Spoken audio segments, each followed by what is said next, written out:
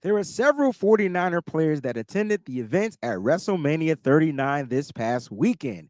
And boy, did it look like it was fun. You got former 49er players that are tweeting the what if game. Yes, former 49er players tweeting the what if game. We're going to talk about players that are opting in on their contracts, opting in on their regular seasons, and it's going to be a fun show. It's Mock Draft Monday. Stick around for the Wayne Breezy Show.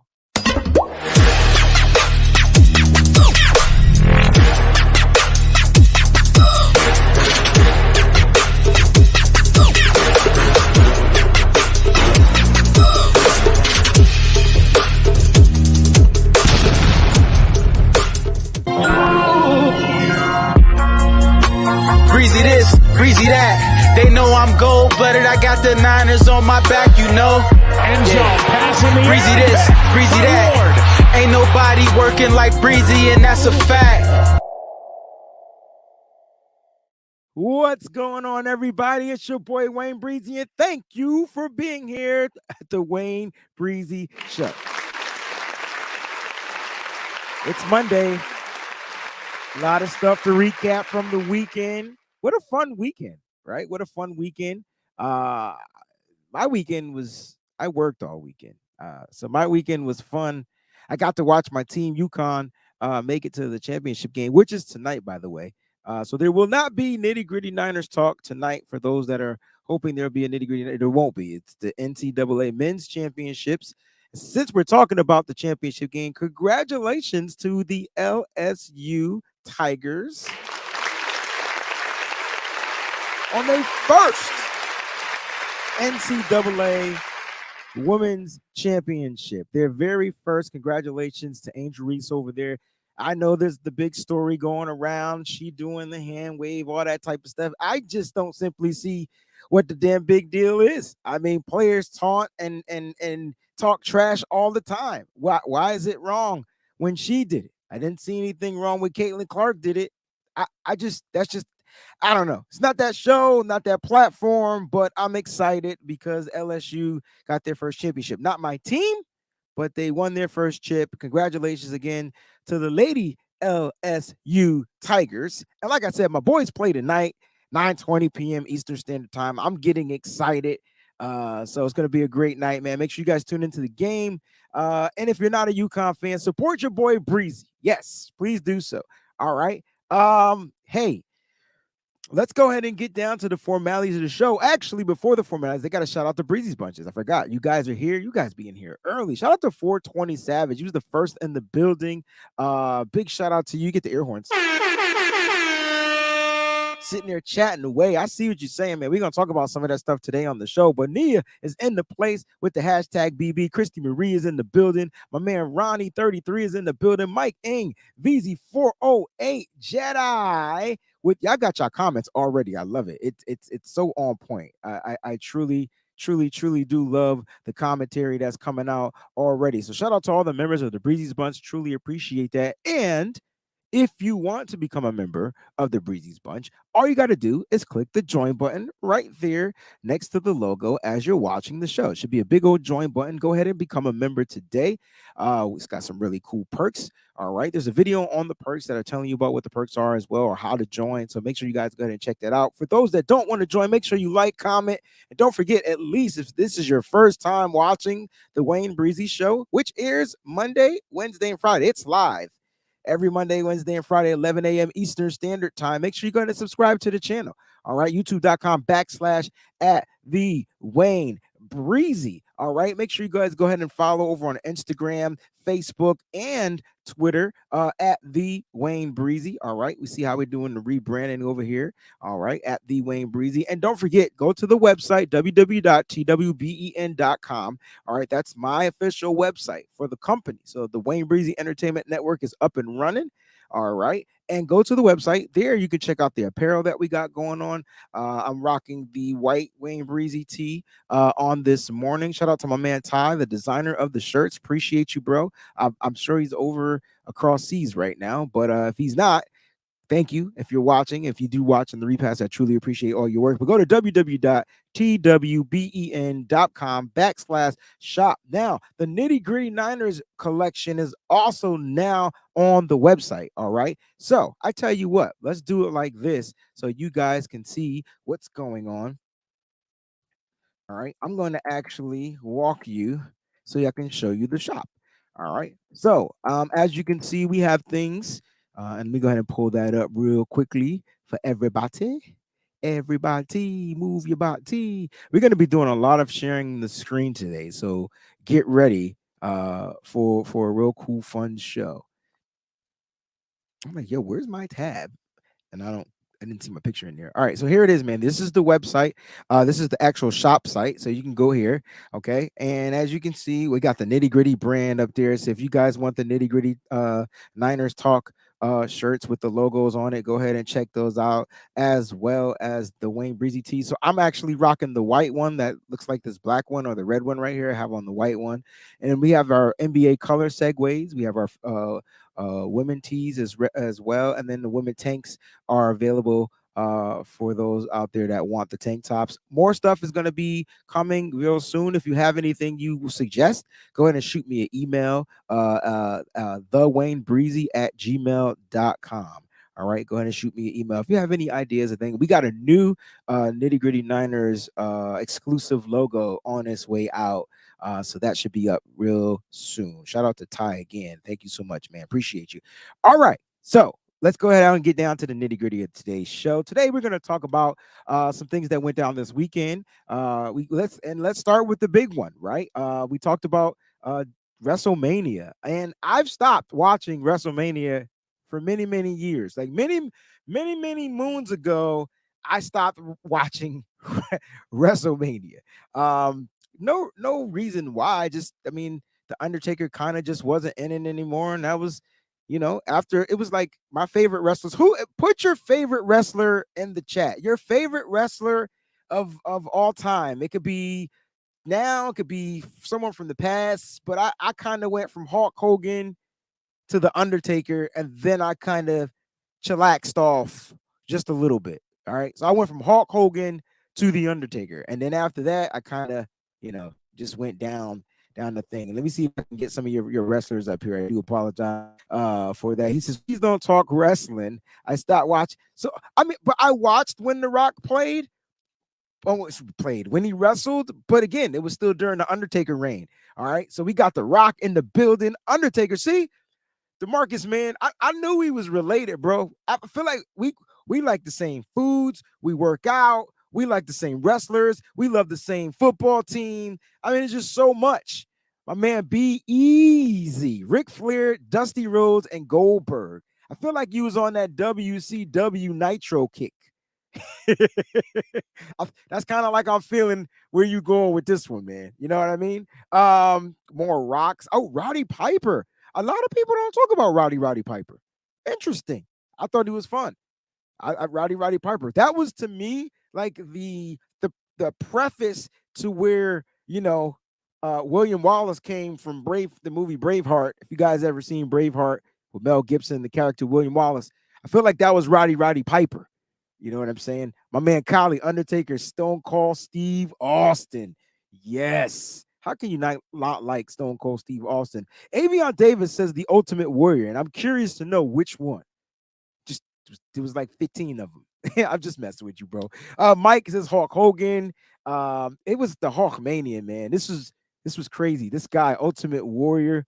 Woo! Stone Cold, The Rock, Sting, Bret the Hitman Hart, may he rest in peace. Yes, Bret the Hitman Hart. Oh man. Woo! Y'all got some y'all. So y'all act like y'all didn't watch wrestling. I see you, Jake the Snake.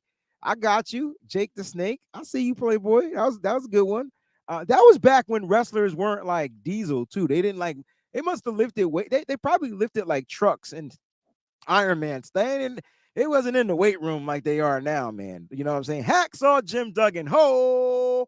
It's the dude that came down. Was that a 2x4 or a 4x4? I could never tell the difference. All I know, it was a stick and he used to beat you with it. Like, you know what I'm saying? So the Road Warriors. What a rush. Yes. Or Legion of Doom. However you know. What's going on, PG? Shout out to PG for holding it down behind the scenes. I see you out there. I appreciate everything that you do, PG. So keep up the great work.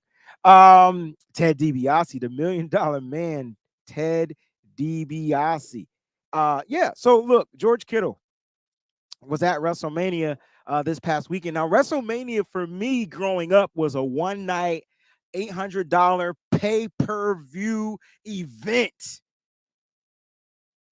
And if you didn't have pay-per-view, because you was poor like your boy Breezy, you watched it scrambled. And I don't mean unscrambled because I didn't have a scrambler neither. I'm sorry. Owen, yes, you're right. And that I watched unscrambled too. Was that WrestleMania where he passed away, where he died? Owen Hart. I can't remember which event. There's too many events. I can't remember. I know Undertaker came at the Survivor Series. I remember that, like in '94. Owen Hart was that a WrestleMania event? I don't know. Jimmy Superfly. Jimmy, yes. But Chris, make sure you put the answer in there. It was a 4x4. I knew it was a 4x4. Anyway, let's talk about George Kittle being at this event. Like I said, growing up, one night only. Okay, big event. I remember it was during WrestleMania. Okay, so it was. I remember. My bad. It was WrestleMania. It wasn't pay-per-view. What wasn't pay-per-view? WrestleMania growing up for me was definitely pay-per-view. You had to pay for it.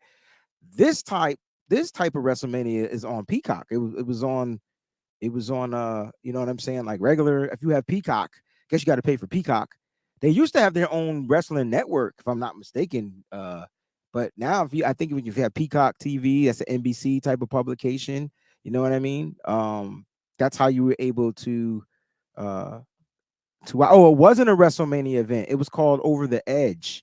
All I remember, he was coming out of the sky, and that junk was crazy. Did you just bring up Yokozuna, bro? Wow. Yokozuna. Wow. I remember Yokozuna. How cool were the stories from the wrestlers? I thought that was pretty cool. And to make the Owen Hart tragedy that we watched, the tragic event that happened, the Owen Hart was on Over the Edge, and it was pay-per-view. So you had to pay it to see it. It wasn't, I don't know if it was WrestleMania or what, but it was called Over the Edge.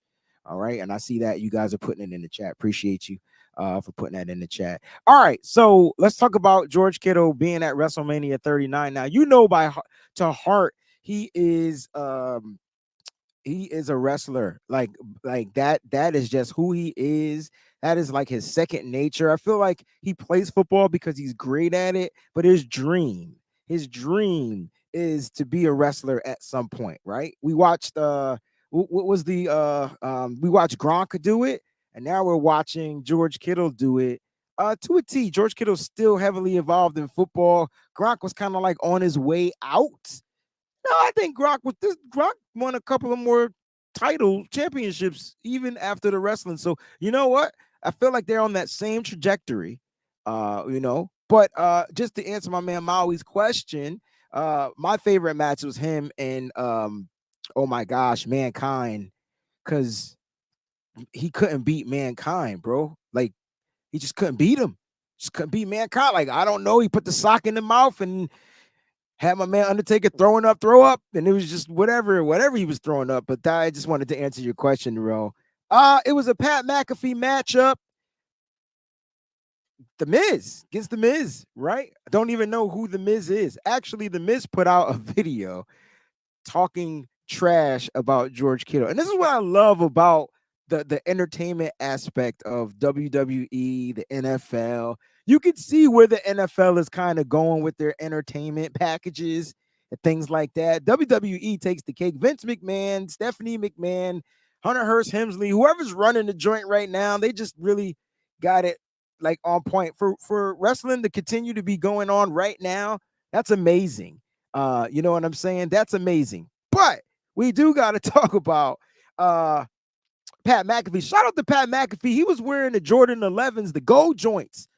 I'm like, yo, them junks hurt when you walk in them. How the hell can you wrestle in them? Don't know. It was his match. But George and Claire, they're sitting in the thing. Do I have the can I pull this up? I actually can pull this up. So I know y'all can hear it. So let me go ahead and just share it. Just in case you didn't see, it's on my Twitter. All right. So I just want to show you guys kind of like what happened. And it was pretty cool. All right, you're gonna see the Miz walking. Let's get my Twitter up there. There it is. See if I can blow it up just a little bit. All right, let's go ahead and scroll down. All right, so this is what happened. You can see them in the stands, and the Miz is talking trash. Several $1,000 tuxedo. Yeah, good. And first of all, you can't be pushing Miz. You can't be pushing Kittle in the chest plate like that. Like, you know what I'm saying? Like, that's first and foremost. See, if I was there, this would have been a real ass fight. You know what I'm saying? But I wasn't there. So let's go ahead and continue to play. Well, that's George Kittle of the San Francisco 49ers. I'm not sure how wise that was. Good. Good. This is what we need. And look at McAfee. McAfee's got the official distracted in the ring. No idea that Kittle just took out Miz. You know, with the clothesline sinker, baby. Football players stick together, Corey. Just like you and I should stick together. I'm taking 2 weeks off and quitting. Kittle telling McAfee to go up top. Yeah, go up top. Get your behind up to the top of the rope, man. All the way up in the nosebleeds. I don't want to see you. McAfee heading up to the top rope. All right, let me stop this because I know it's going to get fined and flagged and all that good stuff. But the cool thing is you got a chance to watch it. If you didn't get a chance to watch it, go check it out on the Twitter. It's up there. But it was really cool, right? George Kittle gave him the clothesline sinker. That's what I like to call it. It was pretty cool, pretty damn cool. Here's the question, right? Because I'm watching George Kittle at WrestleMania. He really looked happy. And on the Sunday night event, which is the main event, he was there. Talanoa Hufanga, Travarius Ward, they were out there and at SoFi Stadium. The cool thing is 49er players continue to find ways to take over SoFi. I think that's what's really cool, right? They continue to find ways to run SoFi, take over SoFi, and do whatever they want. That's why we call it Levi South. Got a question for you. Since we got this wrestling thing going on, you think George Kittle on his way out and on his way in? Just curious. How many more years does Kittle have left playing NFL football? I'd say he has a few. He's a little older than most, right? But if Vince comes or whoever runs the WWE, whoever's running it, they're going to offer this guy a contract, and we'll see what happens. All right. You're right. You know what? Levi's South. My man Jason says he's going to give Kittle 3 more years. I believe it. I need Kittle to definitely be a 49er for the next 3 years. Bomber T says I can't watch fake fight. You know what? Me neither. But when 49er players are there, I'm going to support it. It's just kind of that. Molly has a good question. What would Kittle's nickname be, though, if he went to WWE? I mean, it can't be Stone Cold Kittle, right? Because there was Stone Cold Steve Austin. I don't know what they would call George Kittle. He would need to come up with a dope ass stage name. Kittle Joker. Kittle nickname is wrestling. Is it wrestling or wrestling? I don't know. Kittle not turning down those millions in the NFL. Listen, all right, great 1765. You saying this, but wrestling pays more than the NFL, and it's guaranteed. And you don't necessarily get your butt kicked. And Callie, you're on point. We're going to add a wrestling room to the Discord. Let's go. It'll be on its way right after the Wayne Breezy show. Thank you, Callie. Wasn't even thinking, man. I started watching wrestling when Undertaker couldn't beat Mankind.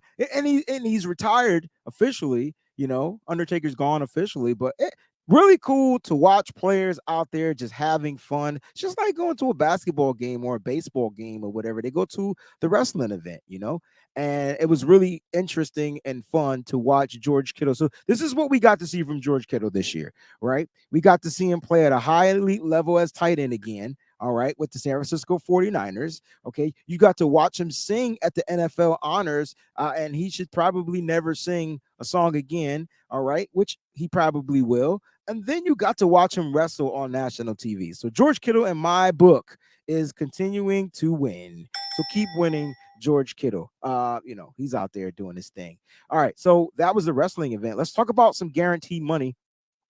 Last weekend on Friday with John Chapman, we talked about Deebo Samuel, the April 1st date coming about and how these guarantees work. And the 49ers are going to guarantee, base parts of their base salary and things like that. But the newest one that came out that, we did not make mention of was Trent Williams, and how Trent Williams opted into 2024 through 2026. So that's the next 3 years or last 3 years of his contract, I believe. All right. So he's opting in to his contract. And in doing so, the 49ers are guaranteeing him $10 million of his base salary. Now, Trent Williams, if I'm not mistaken, is 35 years old. Now, offensive linemen, in my opinion, can play in their 40s and an elite level too. I mean, you're watching it, right? We're watching football change over and over and over again. I think the key factor to keeping Trent Williams happy is finally winning a championship. I think the 49ers have to figure out a way to win a championship. So let's take a look at what Trent Williams is supposed to get this year. And you look at his base salary is $19.4 million with that prorated bonus of $7.1 million. And you can see what his guaranteed salary was at that 6.3, right? So now he's going to be guaranteed 10 million of that base salary number. So he's going to be guaranteed that plus his prorated bonus and things like that. So he's going to get paid this year. Trent Williams is out there, he's going to make his money. My opinion, thumbs up if you still feel Trent Williams is the best left tackle in football. Thumbs down if you feel like he's not. We watched some left tackles last year play at elite levels. But the cool thing is you're going to have Trent Williams for another 3 years plus this particular year. So that's essentially like 4 years. So 2023 all the way through 2026. And then you also got to figure out what in the hell are the 49ers going to do.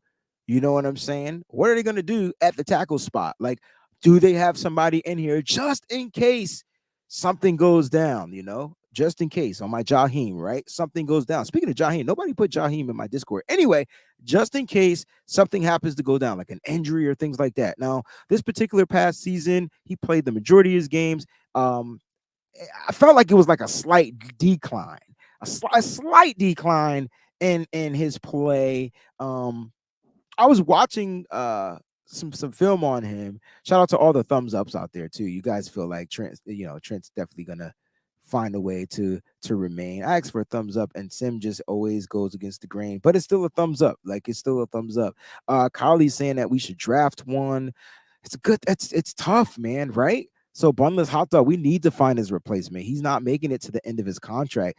I disagree.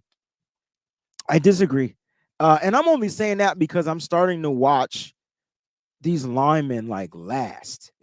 Like, they're starting to last better, longer and longer. And I'm thinking the 49ers, maybe you're right though, Bunless Hot Dog. Maybe due to the style of his, not his play. He is a very aggressive guy, right? Very aggressive guy. But what I was suggesting was maybe it's the play calling, maybe having this guy just not necessarily drop back his three, whatever he's doing. He's actually doing a lot of pulling, getting around from one side to the field to the next side of the field, leading run blocks, leading pass protect. He does a lot. He does a lot. You know what I mean? He definitely does a lot. And that's interesting to think. So I draft one, that's going to be tough because I think we draft all the time. I feel like we have tackles already on the team. I don't know if we necessarily have a left tackle, but it's possible this season that they find somebody that they like that they can develop. And so in the next 2 years, if Trent is teetering retirement again, you're already prepared.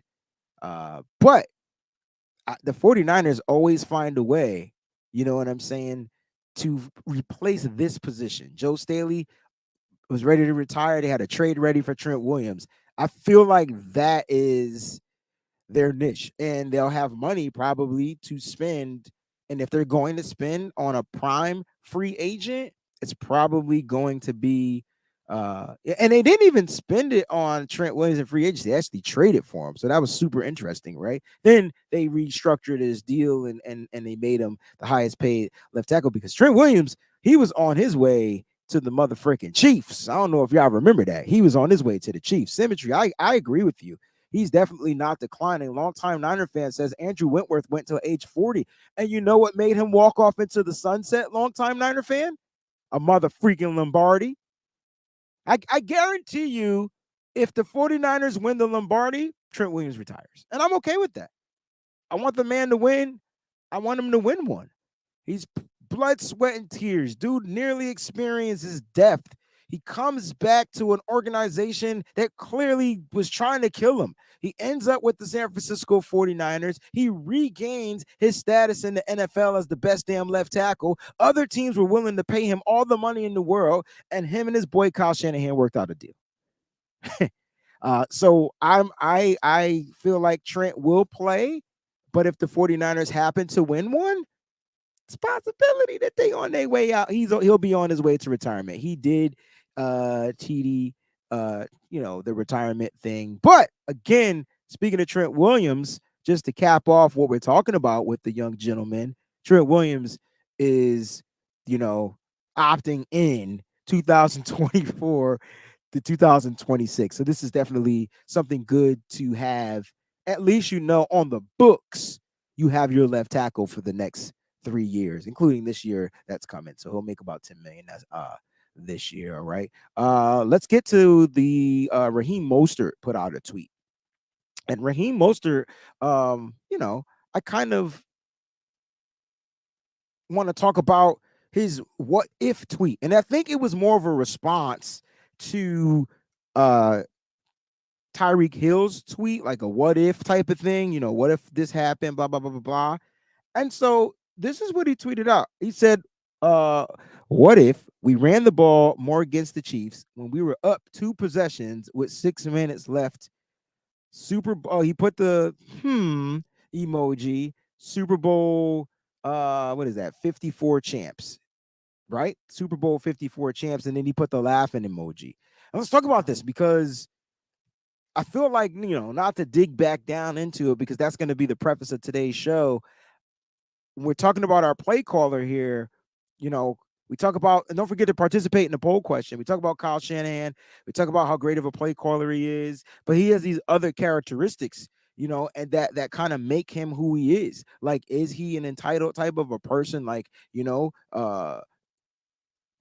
does this nepotism kind of like put him in a place of why he is here? I don't know. But the question is, and we'll get to that a little bit later, how do you guys feel about Raheem Mostert, former 49er running back, talking about what if we ran the ball up 2 possessions? That's 10 points. I think we were up by 11 points. That's 2 possessions. Might have been 10. I just remember 11, But what if?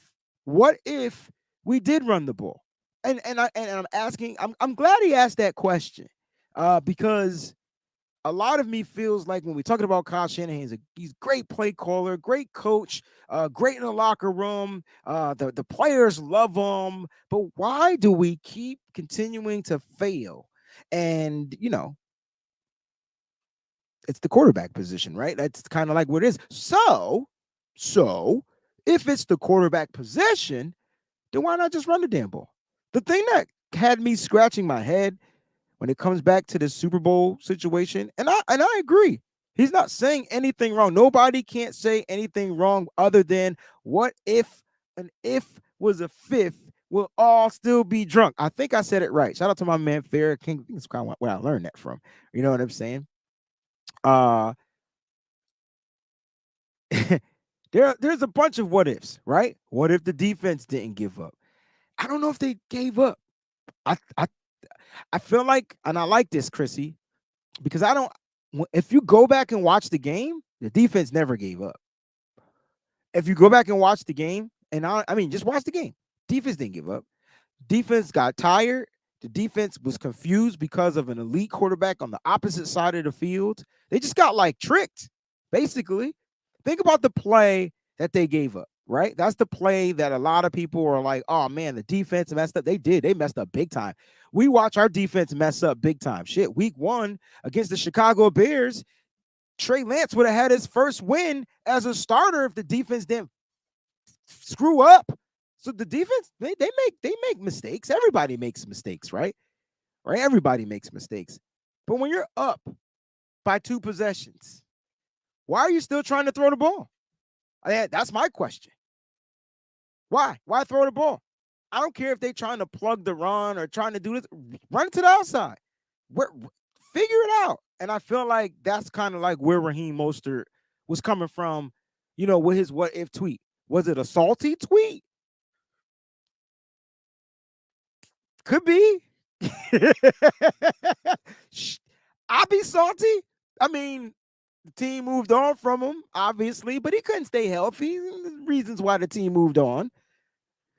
But my question is, what is he saying wrong? And I know we could play the what if games all the time, right? What if Sherman didn't get toasted by Watson? See, these are mistakes. These are mistakes, like a bunch of mistakes. What if Jimmy Garoppolo put more air under the ball, more touch under the ball to where Emmanuel Sanders could have caught it? What if Emmanuel Sanders ran faster to get the ball? I don't like, those are all what ifs, right? But I asked this question, or I brought this tweet up, or I wanted to talk about Raheem Mostert because I feel like the identity of the San Francisco 49ers is to run the ball. I think every team in the league knows that. That's why they stack the box. They put 7 to 8 defenders in the box to take away the run. The only thing that I didn't understand in that Super Bowl was Deebo Samuel, rookie season, was having a mother freaking field day. I don't know why you stopped running with him. That's when we kind of like started really seeing this wide back position come out of nowhere. Why that change up? So we can play the what if game all day, every day. You could say that Mostert might be a tad bit salty. He wasn't saying it in a disrespectful way, though. If you read the tweet, like I said, it was a thread. He happened to be a part of that thread. It was just one of those things. You know what I'm saying? Like, well, what if this happened? What if this happened? He's probably saying the same thing that we're saying. What if this happened? Or what if this happened? Yeah. So nothing salty about it. But it's interesting because ask yourself this: why don't we run the ball more often? Or why aren't the run plays more creative? Or like think about it. Because Kyle Shanahan always finds a way to revert back to the quarterback. And if the quarterback isn't one of those elite guys, what happens to the San Francisco 49ers? I'll give you a hint. They don't win. And since we're talking about the quarterback, if you got a chance to watch the quarterback school's latest video with JT O'Sullivan, former 49er quarterback, all right, he did an interview with a Kyle Shanahan, not the Kyle Shanahan, but a Kyle Shanahan. Okay, he had a chance to interview Kyle Shanahan, and he talked to Kyle Shanahan. He kind of asked him some questions. The first part of the show, if you guys didn't get a chance to watch it, go check it out. It was a really good watch. He talked about, does Kyle Shanahan get his quarterbacks injured? And he was more to the limelight of the simple fact that, Kyle Shanahan tried to say these were like simple dropbacks and things like that. So what JT O'Sullivan did, for those that didn't watch the video, here are the cliff notes. What he did was he went to all 4 of the quarterback injury plays. And I thought it was really interesting. Now, on all of the plays, I just don't know how you can blame the head coach. But he did a really damn good job at finding a way to put some of the blame or all of the blame or a piece of the blame on the head coach. I see a lot of people watched it. They said that he killed it. It was really interesting, right? Really interesting. So let's talk about Trey Lance's injury. We'll go in the order that they got injured in 2020 2. How about we do that? So the Trey Lance injury, it was a quarterback design run play. You guys watched over and over again. But when you watch it and you watch it on film, you will see, and I'm not going to show you guys the film. You guys can go watch this video. I don't want to take away from what he did. He did a great, tremendous job at it. Shout out to JT O'Sullivan from the quarterback school. So make sure you guys go ahead and check it out. But what Trey did, it was a run. Now, you can say that it was partly Deebo Samuel's fault. It could have been partly Trent Williams' fault. In my opinion, it was probably the center's fault. But you know what? JT O'Sullivan blamed Kyle Shanahan. And he blamed Kyle Shanahan for the simple fact that he sat there and said, like, why not protect the quarterback that you're running with? So why not double down on a certain type of a player on the defensive line and leave, so that way that guy's not getting that jump off right away, which pushes Spencer Burford. Well, Spencer Burford pulls out, but it pushes the guys out of the play. So that was the issue, right? Like, they got to push into the backfield. Trey Lance did take off, but he ended up only gathering 3 yards on the play. And the next thing you know, you got this linebacker just from Seattle ready to kill him because the other offensive lineman didn't get out there to the linebacker. And it was just a lot of stuff. Right now, I know a lot of people were sitting there saying, damn, JT O'Sullivan was a terrible quarterback. Listen, he probably just didn't play the game well. That does not mean he doesn't process the game well. Part of playing football is being able to understand what the hell is going on. That's number one, having to understand it. Number two, being able to actually process the joint, being able to decipher, okay, if I do this, they do this, if this, that, that's processing. And the number three is actually performing it. He just was terrible for the 49ers at performing. Kind of like what I got from it. You know what I mean? So that was the Trey Lance injury. It was the blame. You can see offensive linemen missing their blocks, but it was he tied it into the simple fact that it was more like, damn, Kyle Shanahan, why are you having them all block one-on-ones like the opposite way, opposed to taking two guys, crashing down on this man, making sure he's blocked? Trey Lance would have had 5 to 7 yards, and he probably would have had the linebacker one-on-one, and he could have probably made the linebacker miss. So why not set up that play for a more successful run if you're going to run with the quarterback like Trey Lance? So I thought that one was pretty much spot on. I thought that one was pretty dope. Then the Jimmy Garoppolo play, again, the offensive line, which is why everybody is like, yo, we need help on the offensive line. This is that and the third, blah, blah, blah, blah. See, I disagree with that. I don't think they need help on the offensive line. The next play was the zero blitz, and I'm glad you brought that up, Frank. That was the next play on an all-out blitz.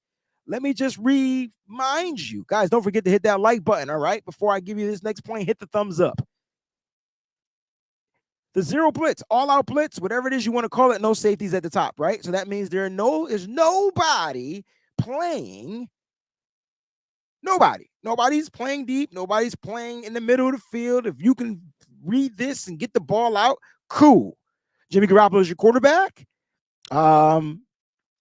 At that time, I still feel Jimmy Garoppolo was the quickest processor in the game until Brock Purdy became a name. Like, Jimmy still will process quickly, but it just seemed like his team wasn't on the same page.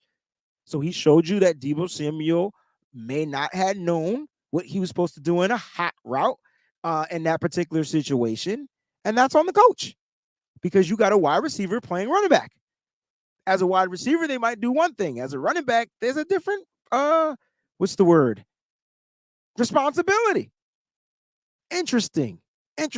So yeah, Deebo didn't run his out because Jimmy, the thing about Jimmy is when Jimmy dropped back, it was like predetermined where he was going to throw the ball. So if you watch this, you automatically saw Jimmy Garoppolo ready to go to the left. He was ready to throw the ball to the left. To the right was Christian McCaffrey. He runs the hot route to the right as a running back, and to the left was Deebo Samuel in the backfield, who didn't do the same type of route. He kind of just sat there, and because everybody was blitzing in Jimmy's face, he didn't see, well, Deebo didn't run a route. There was nowhere for him to throw the damn ball. So Jimmy Garoppolo tried to make a play. Boom, he gets injured, and he's out for the remainder of the season, right? So that's the Jimmy Garoppolo injury. We go to the Brock Purdy injury, everybody knows that you don't leave a backup tight end to cover a premier number two, the number two edge rusher in the NFL. Like it shouldn't just be Tyler Croft. And I kept saying to y'all, like, why wasn't there help to that side? Again, Deebo Samuel in the backfield. Deebo Samuel may not understand the responsibility of the blocking assignment as a running back opposed to as a wide receiver. Now, he could have chipped, he could have done some things, but what if he just didn't know that's what he was supposed to do? I don't know. Because a lot of it's execution from the players, right? A lot of the stuff that happens is execution by the players. But if the coach just calls more simple shit, why do I got to think about 100? Why does it have to be Why does it have to be calculus to a simple addition and subtraction every single play? So Brock Purdy ends up getting injured from Hassan Reddick because it's a play action pass and it takes time to develop the play action pass. And next thing you know is Elwell gets bent back awkwardly. Now, in live action, it didn't look like it was going to be an injury, but, force, physics, and all that stuff led to the injury of Brock Purdy. And so, again, we're blaming the offensive line. We could blame Tyler Croft, who blocked him just not long enough on that particular play. And I kept saying that he could have got the ball out, though. Brock could have stepped up in the pocket. So a lot of it has to do with execution. A lot of it has to do with inexperience. But again, if you have these inexperienced type of players because they're young and they're still learning the system that's super duper complicated, why not just simplify the system just a tad bit? Look, football is a complicated sport, and there's some really smart players and coaches out there, and then there's some really dumb players and dumb coaches out there. I guarantee you Kyle Shanahan could have easily ran a different type of play off that same look and just made it a little bit more simple. And it probably might not have caused your only quarterback that got you here to get injured. And then again, there was the Josh Johnson injury. And again, it was just like not a normal drop back. So go check out JT O'Sullivan's video from the quarterback school. He breaks it down really well. And we're going to get into a couple of clips from this. All right. And then after that, we're going to get into the mock draft of today's episode. But check this out. So here's the first clip. And again, it's not the real Kyle Shanahan. He's talking to himself like he's impersonating Kyle Shanahan and, asking Kyle Shanahan some questions. All right. So I kind of want to go through what JT O'Sullivan was trying to ask Kyle Shanahan. Is it your system, or is it, hey, these players getting the absolute best out of them, doing what they do and allowing them to grow and develop and evolve into a drop back passing game? Because for the kind of comprehensive library of run plays, of play actions, to then look at the drop back game and realize, damn, is everything a pure progression? Like, are we just going 1, 2, 3, 1, 2, 3, 4, and just trying to rip it into whoever's the number one read? Because that's what it looks like, as opposed to stressing a defense with different concepts vertically, horizontally packaged together based on what we expect to see defensively. I feel like we've been talking about Kyle Shanahan for the past several seasons, and when you're watching a real live game, you scratch your head at the play calling. Right? Am I the only one that scratches my head at the play calling? I'm sorry. I know that I'm not. So it's like, damn, JT O'Sullivan is asking a lot of the questions that I've been asking, a lot of questions that you've been asking when it comes down to the play calling. And you're saying to yourself, oh my gosh, like what, like, why would he call this play right now? Like, doesn't make any sense.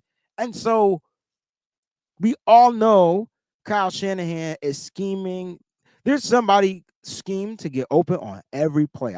Every play. And you go back and watch the film, you'd be like, damn, if that would have happened, boom, wide open, touchdown, bang, right? Easily. But I guess JT O'Sullivan was pretty much saying, damn, Kyle, like, why is it so complicated? And that's the same question that I have to ask too, because sometimes, as a teacher, I always used to say, some you have different types of learners. And it's not about you, the teacher, trying to make the student learn the way you want them to learn.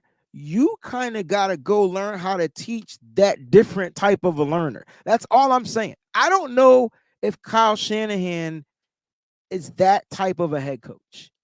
And if he's not, that's why there are a lot of hit and miss plays with the San Francisco 49ers. A lot of hit or miss plays. Some big plays happen, boom. Players, they got it. Boom. And then there's other things you just be like, damn, So the system simply can just be too damn complicated, and it could be simplified just a little bit. But it also comes down to who you have, to your personnel, and who's calling the plays. Like for a guy like a Brock Purdy, it seems like everything works. Why? Because Brock processes the game a lot quicker than any other 49er quarterback that we've seen. He processes it way too quick, and he goes through meaning he's able to go through his progressions very fast, and he's able to get the ball after his 4 progressions. He's able to sit there and hit the check down if his progressions aren't progressed, right? If they haven't developed, right? That's what makes Brock a little bit special, okay? That's what makes him a little bit special. I'm going to look for your pushback out there, and I'm definitely going to try to respond to some of that, all right? People saying, am I in and out? Am I in and out? I didn't think I was in and out. I hope I'm not in and out. So that's what I get from Brock. But then when you got Trey Lance, now you get those vertical plays down the field, right? Now you get to stretch the defense out. What does that mean? They have to play 11 on 11 football, right? That means they can't just sit there and cheat up in the box, because if you do, right, if you put all the people in the box, Trey Lance, listen here, I know y'all don't want Trey Lance running the ball. I get it. I promise you. I get it. I promise. I know you don't, but you got to understand, like, if once that junk works, it's a wrap. Like the league, like they're gonna have to force a guy to defend Trey Lance, like one-on-one, and that's what Kyle wants. Why? Because now all 7, 8 players aren't playing in the box. You got your safeties playing back in the safety instead of them moving up. You got your DBs playing your DB. Like that's what Kyle Shanahan wants. That's why I'm still big on Trey Lance. I know he gives you that factor of being able to 2 things: stretch the field and keep defenses playing honest. But in order to do that, he's going to have to figure out how to run the ball effectively, how to do the read option effectively. And on the play he got injured, he read the freaking option perfectly, to perfection. Dude crashed. He held the ball. He took off, and the offensive line didn't get to the second level. That's what I saw. It's like, damn.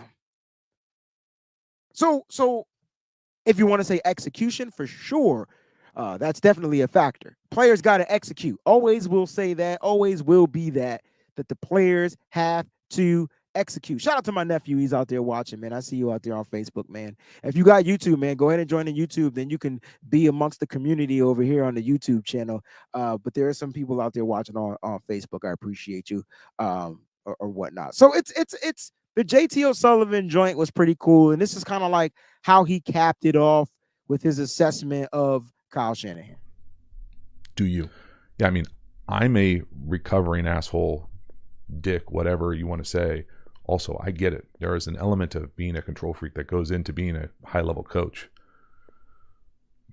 But there also seems like there's this missing link where you got to let go at some point and allow your best player at the most important position to flourish and come into their own, as opposed to telling them must throw here 1, must throw there 2, must throw there 3. We've got to be able to create some elements of that. And I think you got a little bit of that with Purdy. I don't know if he's ever going to be the elite of the elite to be able to do that consistently over the course of a 20 plus game season for multiple years, but maybe you just hit the jackpot with that, and that's the meal ticket moving forward. So, another former player, now football analyst, that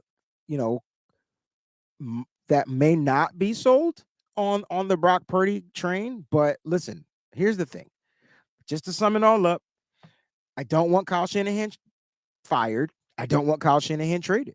I think Kyle Shanahan is a great head coach in the NFL, one of the youngest to be able to do it. I mean, let's talk about what he's done. I don't care about his wins and losses, but what I do know is he's what 1-2 in NFC Championship games and 0-1 in Super Bowls. And I know that's a losing record.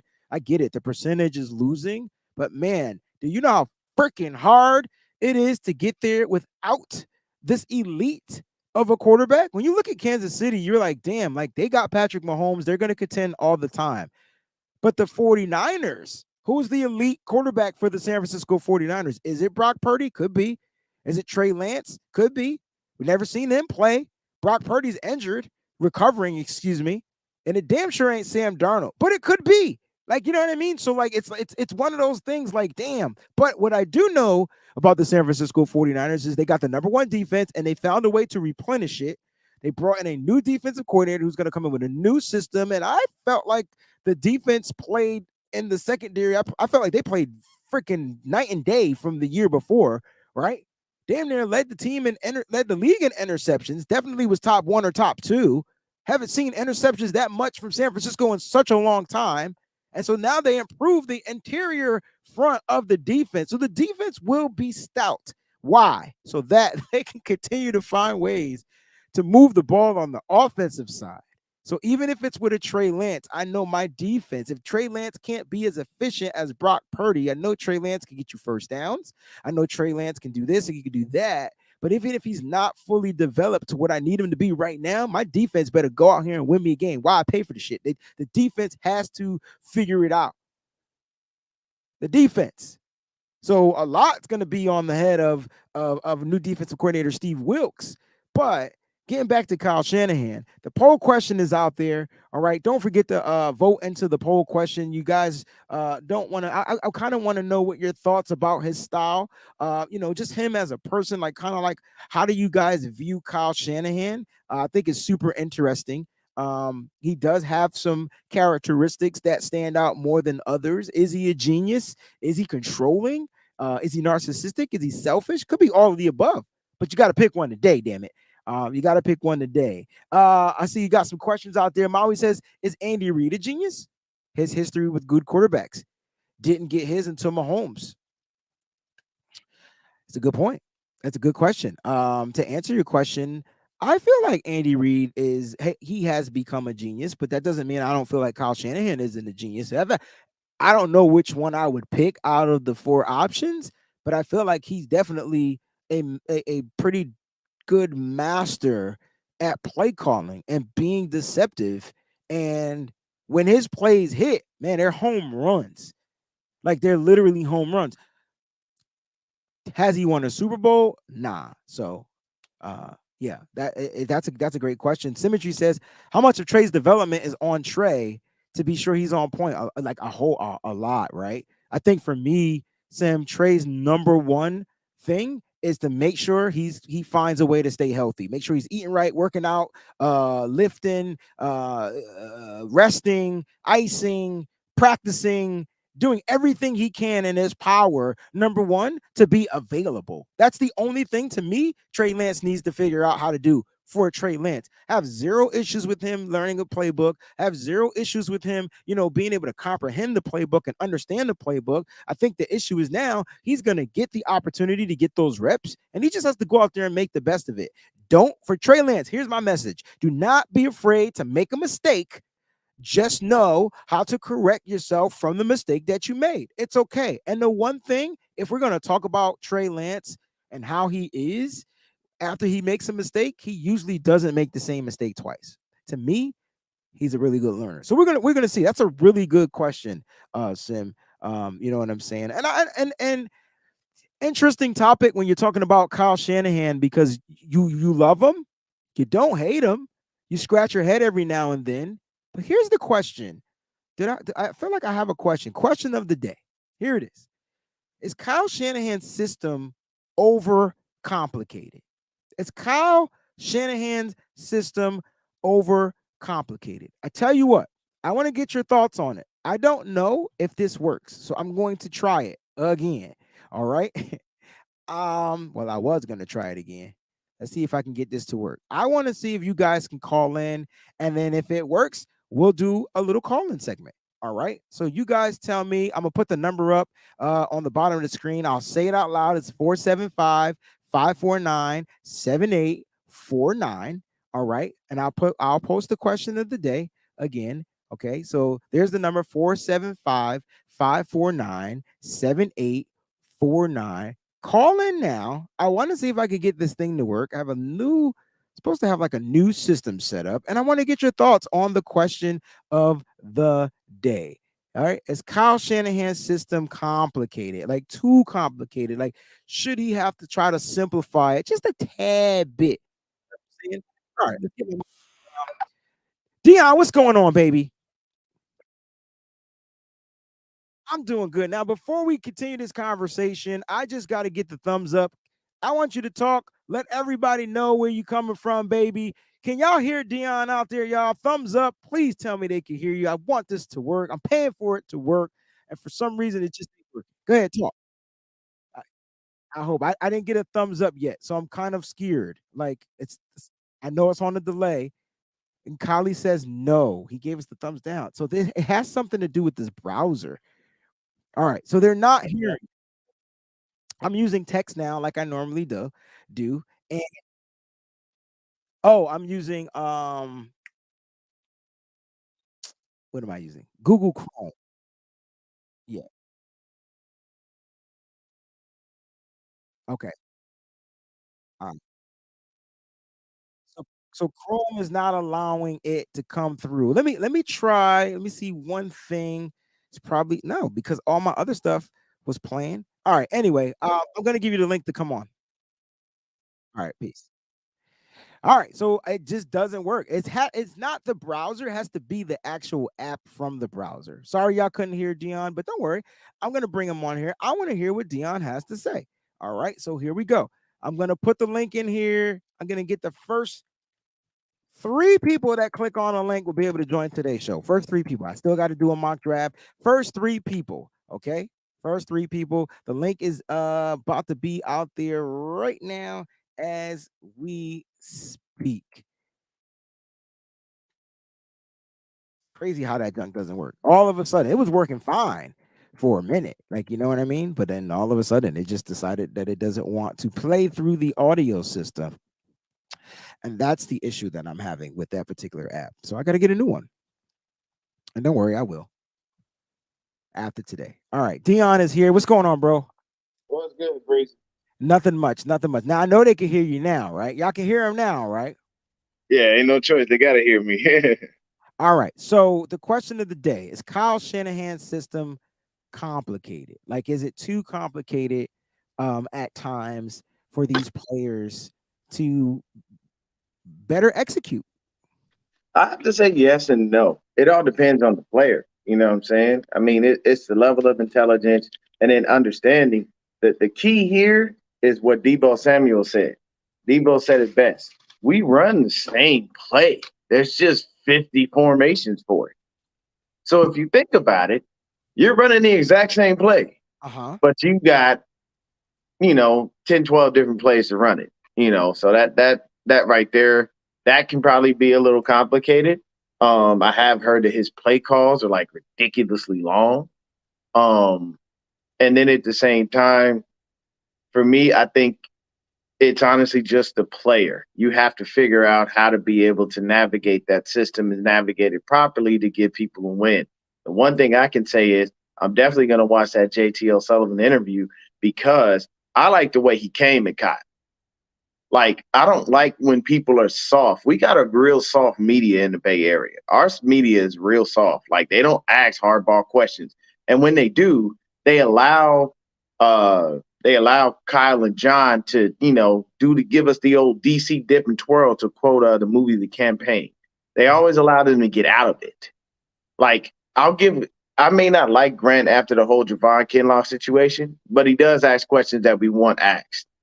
But the thing is that everybody lets them off the hook. So you can't get, a straight answer. They'll give you a long soliloquy of stuff you didn't even ask about. But the one thing I was listening to you when you were talking about going back to the Super Bowl. Here's my thing. There's two things that I don't cut Kyle any slack on. One, you got comfortable against the worst quarterback to get comfortable against. Mm-hmm. You never get comfortable against Patrick Mahomes ever in your life. I don't care if you're up by 50, you need to be up by 60. So what do you mean he got comfortable? He got comfortable at halftime. He literally said it in the press conference after the game. They said, why did you not try to score before the half? He said he was comfortable with his lead. Those were his words, verbatim. But he did try to score, and then it got called back. Remember? Yeah, but I'm saying he conceded. If you watch back, basically John Lynch is saying call timeout. He's motioning that in the booth. And then everyone else is thinking the same thing. Call timeout. Let's try a different play. That's all. But for me, I'm not arguing with you. I just wanted his system is just his system is complicated to an extent, especially for someone who doesn't understand it, but you have to get it. So, it all depends on the player. I think Trey Lance is built, for the system because he knows everything. I just, at the same time, I don't absolve Kyle of not having a quarterback to be able to win the NFC Championship games that he lost and or win the Super Bowl that he lost, because that's his fault. If he would have done what he should have done when he came here and drafted a quarterback instead of giving us a bridge quarterback in Brian Hoyer and then having to settle for Jimmy Garoppolo, we probably wouldn't be in this predicament. But Hold on one second. Did y'all just hear what Dion said? Because I'm while he's talking, I'm listening, but I'm trying to make changes. So I want to make sure that they're hearing what you said, because I did switch something over because I want to see if that was the issue why I wasn't getting the thing. So did y'all just hear everything Dion said? I know you could hear me because I'm on one thing, but did y'all hear Dion? Give me the thumbs up, please, if you were able to hear him. I don't want you to keep talking and they didn't hear you. That's why. That's why I'm saying that. So I'm hoping that they did, because I believe I switched it over. But I feel like I like the fact they said that they heard you. Okay, they did, yeah. Okay, all right. So I feel like I understand where you're coming from, and I definitely respect everything, and I think you're onto something. Like, we do have to stop having to be soft when we're talking about like our coach, and I feel like he has to stop being soft when he's calling these damn plays, right? Like, we want him to put the pedal to the metal. Like, the optimal goal, mainly Dion, in the Super Bowl. I don't give a fuck about next year or their feelings. Nope. If I play him ever again. It's the Super Bowl, and I want to beat them motherfuckers with a bat. Like, I want to beat them down till they stole something, beat them down. Like, it's the last game. I've always said, simple and plain, Kyle should go hang out with Bill Belichick. You know why? Now, though Belichick is not winning like he used to without Brady, but it's very simple for me. The reason I say he should hang out with Bill had killer instinct. Okay. Killer instinct. MJ, killer instinct. You want to go hang out with a coach and find some zen? Go talk to my man, Phil Jackson. You know what I'm saying? Like, you have to think about it. You must have killer instinct, and that's the only way you're going to be the best. I'm not getting comfortable against nobody. I don't care who it is. It could be Patrick Mahomes. It could be Tom Brady. It could be Jeff Driscoll. It could be JT O'Sullivan. I'm not getting comfortable against nobody in the Super Bowl.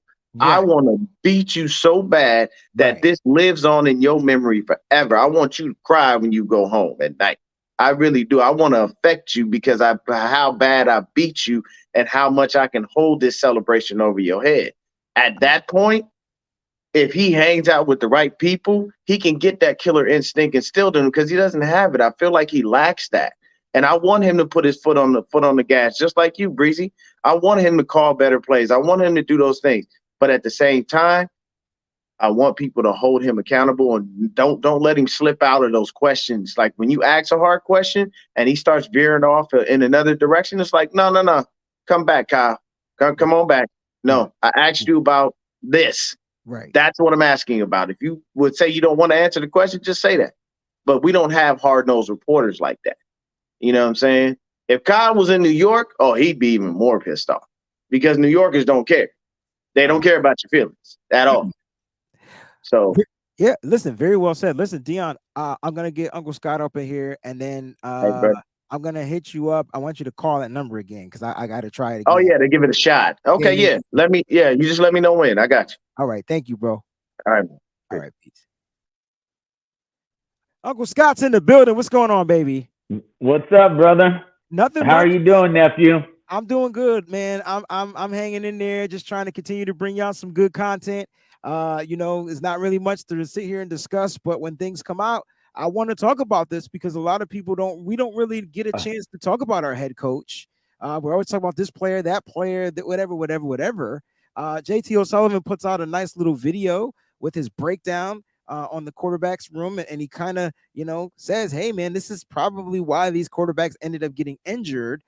But it's not because of the players or necessarily all the execution. It comes down to the head coach and putting the players in those certain predicaments. So the question of the day is Kyle Shanahan's system like too complicated? What are your thoughts about that, Uncle Scott? Okay. Yes. I do think he's real complicated. I think that he thinks he's above approach, which makes me sick. Okay. When he's called on shit, he acts stupid. I love when Grant calls him out because he acts stupid. And he comes up with some bogus answer. He's an intelligent coach that makes bonehead decisions right at the end. It just blows me away. I mean, you and I would go in for the jugular, pound, right, until we're done, right, and finish the game off. Right. I feel that he, like Dion says, he doesn't have the killer instinct. He just doesn't. He doesn't have that stick the foot on the throat, that's it type of mentality. I don't think he has that. That's a good point. But I think that he sets the rookies, red shirts, all rookies, because they don't know his difficult system. Mm-hmm. I think that he needs to do some other things at the end of a game to let everybody know that this team will not stop. We're gonna put that foot on the throat, and you're gonna feel it. And I think that with Trey Lance being healthy, with Brock Purdy coming back, I think he's going to have a dual threat. He's not going to know which quarterback to play this year. That's what it's going to happen. I know I'm going on faith. I know that we haven't seen what we need to see. We don't know if Brock Purdy is going to come back like he was before. We don't know if Trey Lance is going to ball out. But I say, sit back, put your seatbelt on, mm-hmm. because we're going to see Trey Lance this year. We will see him this year. Hey, I without a doubt, week one, we're definitely going to see Trey Lance. We're going to see him week one, and he's going to ball out just like he did last year before he got hurt. He's gonna show us, yes. Yeah. I feel that, yes, I have no evidence or no nothing to go off of, but faith, Scott, that's what it's all about. I've seen this kid, his college stuff, and yes, I'm going off a hope and a prayer, but that's why I'm a faithful, because I have faith. I believe in God as my Lord and Savior, and I believe that this kid wants to compete. He wants to show everybody what he can do. I say, go get it. Well said, Uncle Scott. I like how you ended that segment. About Kyle Shanahan's system being complicated. It is, and you hear certain players talk about it. When you're asked to do one thing, and there are 50 different variations, and I could be over exaggerating, but when there are a number of variations from that one thing, it can, and you got to make sure all 11 players understand and know every variation. That's over complicated. That's some complicated shit. Uncle Scott, I'll be watching football, right? And I'll be saying to myself, why can't we just do that? I watch other teams. Yo, we couldn't just do that. We couldn't hit a check down. There's not a check down. Oh, there is now, but this is pre-Christian McCaffrey. I'd be like, damn, yo, imagine if we just got a check down on every play, Uncle Scott. Oh, this guy's covered. No worry, this guy's wide open. It just extends the play. It's like an extension of the run game. I don't know, man. It's fun to think about. Wayne, all I know is you and I don't care about anybody else. Nope. All of our family, we're going to see Trey Lance this year. I agree. No, he's not going to get injured. If he does, he'll sprain his ankle, hurt his hand or something. But it's not going to be season ending. So we're going to see both quarterbacks. Finally, we're going to see Shanahan being able to use both quarterbacks to win a championship. He's going to have both quarterbacks to win a championship. This is his year to shine. If he doesn't shine, we're going to have a different conversation come the offseason. We're going to have a conversation that everybody's going to go out with Shanahan, in with somebody that can bring us the Super Bowl.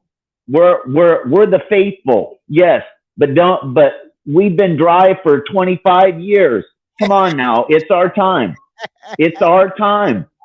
And I don't want to hear, well, this or well, that. No, I'm done waiting. What? We're going into year 8 and we're going to have more excuses. I love Shanahan. He brought us back to relevant. Yes. But I'm tired of just being relevant. I want to win. I'm with you. And we deserve to win. Our family, we need to celebrate a win. That's all I got, Wayne. Hey, man, I appreciate you. Love you, man. Thanks for calling in. That was perfect. If y'all don't get riled up over that, look, I think a lot of the frustration sets in from the 49er fan base. You know what I'm saying? A lot of it sets in. John V, nope. But I do want to see if Dion can call this number. So, Dion, call that number back if you're watching. All right. I got to test it out. And John, click on the link. It's in the show. Actually, let me see if I can send it to John. But it's going to be super interesting. You know what I'm saying? It's going to be super interesting to see how it pans out. I do feel like Trey Lance is going to get his opportunity, and I just know that I just feel like he's the type of person that can overcome adversity. It's just who he is. It's by his nature, and I wouldn't be surprised if he doesn't take this opportunity and run with it, run with it all the way. As far as Brock Purdy, I feel like Trey Lance is going to do so well that Brock Purdy will get all the rest he needs. I love Brock. I love what he can do. I love what he did for this organization last year. And I like the situation that the 49ers are in. I don't want them to trade any of these quarterbacks. I feel like they're going to need the whole system. Uncle Scott mentioned something that I thought was super interesting, though. He talked about we may see 2 quarterbacks. I wonder if Kyle Shanahan will finally get back to that dual quarterback system, something we watched the New Orleans Saints kind of run with. I would say that when you look at their quarterback, Taysom Hill, he's probably a better runner than he is quarterback, and Trey Lance a better quarterback than he is a runner. But the fact that you still get that dual threat from the guy is something interesting, because what JT O'Sullivan was discussing in his video was simply just saying being able to stretch the damn field, right? That's what's key. Gotta find a way to do the field. Let me get my nephew on here. What's going on, baby? What's going on there, Unc? How you doing, man? I'm doing good, man. Thanks for jumping in. I appreciate this. Let everybody know who you are, and I want to get your take on this, because you're not a 49ers fan, but you know football. So that's the real cool thing. Right. So hello, everybody. I am Alan Thomas Jr., Uncle Wayne Breezy right there. And I didn't quite catch the current topic. I was busy logging in, but I did have. We're talking about Kyle Shanahan. You're a Patriots fan, so yes, sir. You your coach is The greatest probably coach of all time. you're gonna get a lot of flack for saying that because everybody can say it was Bill Walsh. But you do have the more championships, so I can understand your point is valid. Yeah, But and it's all respect. I have a lot of respect for the Niners. the question that I would ask you though, nephew, is at any point, I'm glad you called. At any point, do you feel your coach is just overcomplicating things? Well, I think he definitely did that this past season with the whole no offensive coordinator situation. I mean I I mean think Matt that Patricia was your OC, right? yeah, I mean that was just I know. absolutely it was the Patriots are notorious for doing, experimental philosophies on the game. And I mean that's what Bill does, and I just he's a genius, but sometimes he's too smart for his own good, Oh, I like that concept you because I know. feel like that's my head coach. I feel like he's a Now, genius, but he's too smart for his own good at times. He over complicates things. in which manner though? Just period. It's like this. If you look at the options for the poll question, you'll get the narcissism, right? And so when Mhm. you're narcissistic, it's kind of like you groom everybody to go your way, and then it's your way or the highway. It's like you're nice to everybody. People are like, oh yeah, I love this person, cool, real. And then you start setting all these parameters and rules and things, and that's where the narcissism comes in. Sometimes I feel like for Kyle, and you can't tell me this ain't Bill Belichick. I watch Bill Belichick, bench your best defender, and to this day I still don't know what Malcolm Butler did. I mean, how do you bench the Super Bowl MVP, bro? Well, I mean, see, the thing that Bill has is he has this keen eye for like spotting when a player's just about on the brink of Hell no. decline. Bro, that's not what happened. Malcolm Butler didn't show up to practice or something, and Bill Belichick's ego said, you're not playing in the Super Bowl. You can dress, but you're not playing. And he didn't play. And what So happened in the then, Super Bowl? Y'all lost. right, right. However, explain how right after that, where did Butler go after that? I believe Tennessee. We're not talking Ended up about so certain players are system fit. Certain okay. players just work in certain systems. He goes to Tennessee. His responsibilities are different. His role is different. I don't necessarily think that makes him a worse player. He just didn't fit Tennessee, but he specifically fit in New England. I mean, he knew that play against the Seahawks. Like, he knew it. And he made the play, and y'all win the Super Bowl. Hmm. But I'm just saying, like, that's kind of like what Kyle does. He put like a good wide receiver in his second year into a doghouse and didn't let him blossom until he understand the concept of it was kind of like the coach's way. So is your coach complicated? Is he overcomplicated? I mean, your coach benched Randy Moss because he couldn't make it to practice in a snowstorm, bro. But because everybody else did, your coach is different, man. That's that by any means necessary discipline that's required to just be on the top of the top, best of the best, elite of the elite. You know, the end goal is to put in that work ethic that is gonna get that championship ring. All right, quick question before I let you go. You're on the outside looking at the 49ers. What are your thoughts about Coach Kyle Shanahan? What can he I improve? honestly, I don't see much room for improvement. I think that system is so just efficiently sound. I've said on a number of different occasions, you could throw any almost any quarterback into that system, and they're going to do damage.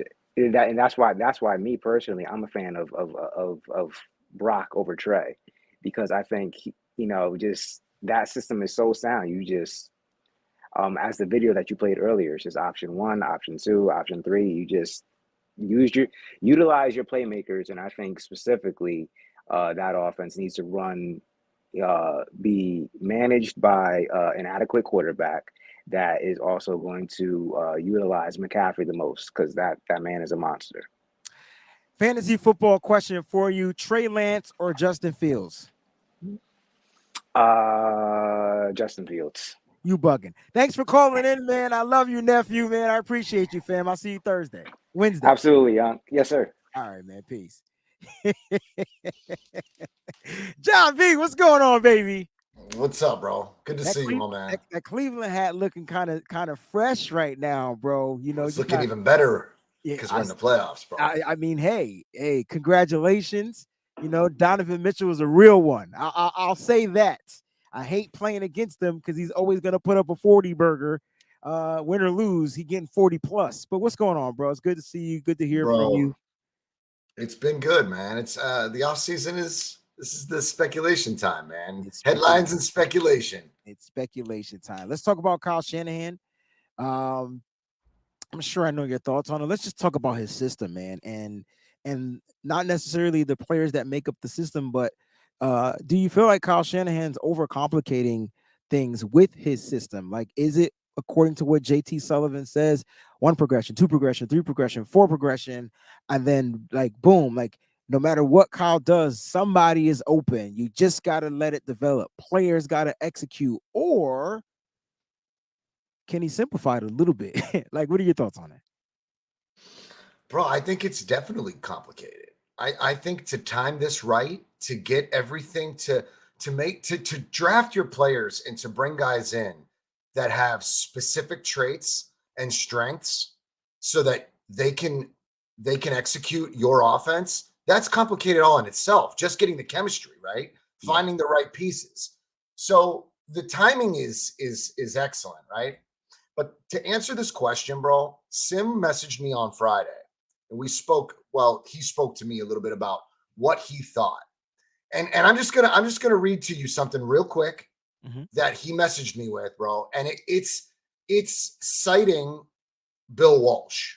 Okay. It's essentially, I think Kyle Shanahan is, or Sim thinks that maybe he's modeling his offense and his scheme. Well, the idea, the purpose behind Bill Walsh's book, right?